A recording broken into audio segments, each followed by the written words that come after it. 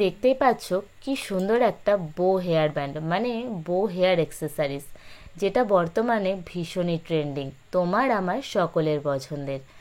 এই বো hair band যদি আমরা বাজারে কিনতে যাই ভীষণই এক্সপেন্সিভ, কিন্তু এটা বানাতে গেলে ঠিক কতটা এক্সপেন্সিভ চলো সেটা একবার দেখে নিই। কিন্তু ভিডিও শুরু করার আগে তোমরা বলো তোমরা কেমন আছো? আমি তো ভালোই আছি।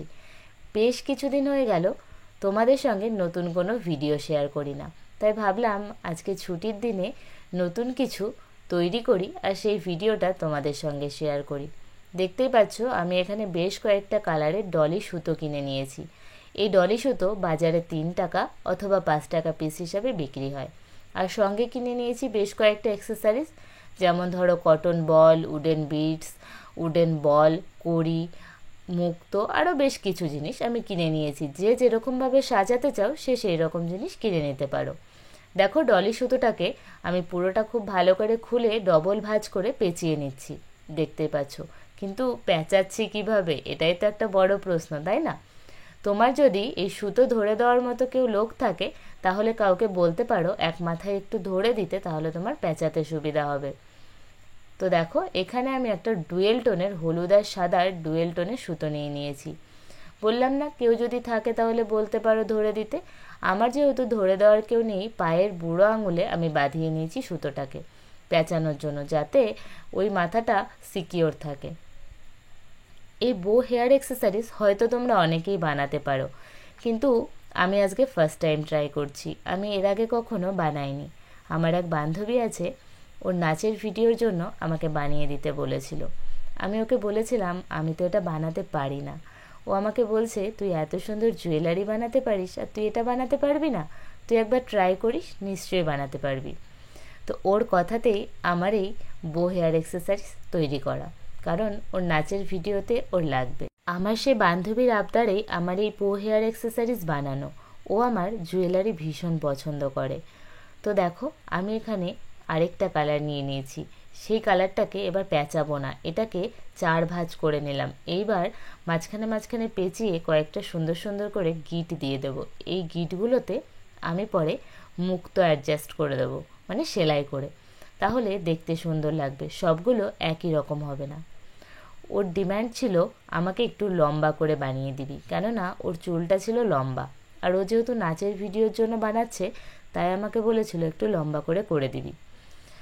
তোমাদেরকে তো বললাম ভীষণই কম খরচে বানাবো, আর ঠিক কতটা খরচ হয় সেটা তোমাদের সঙ্গে শেয়ার করব। তো তোমরা নিশ্চয়ই হিসেব করে বুঝতেই পারছো ডলি সুতোগুলো পার পিস 3 টাকা বা 5 টাকা করে আমি কিনেছি।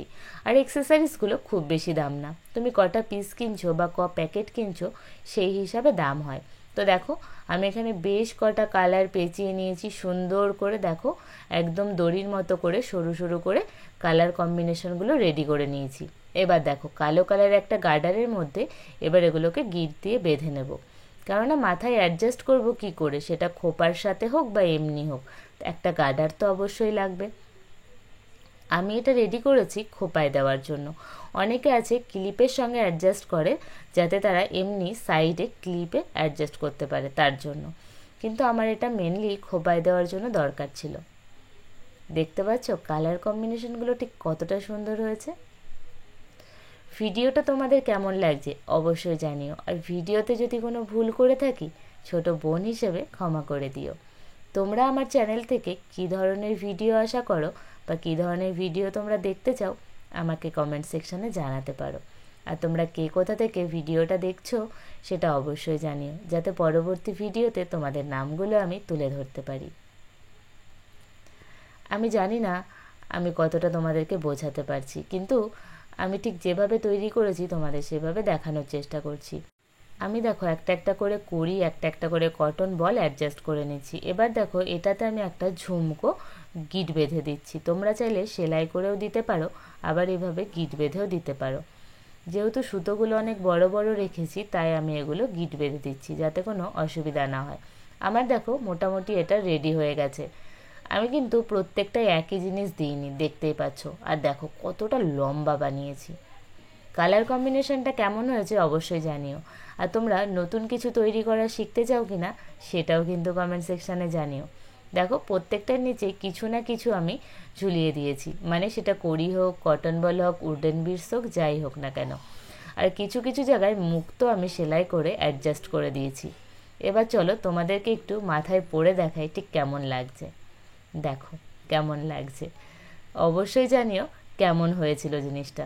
আর ভিডিওতে আমার সঙ্গে থাকার জন্য অনেক অনেক ধন্যবাদ।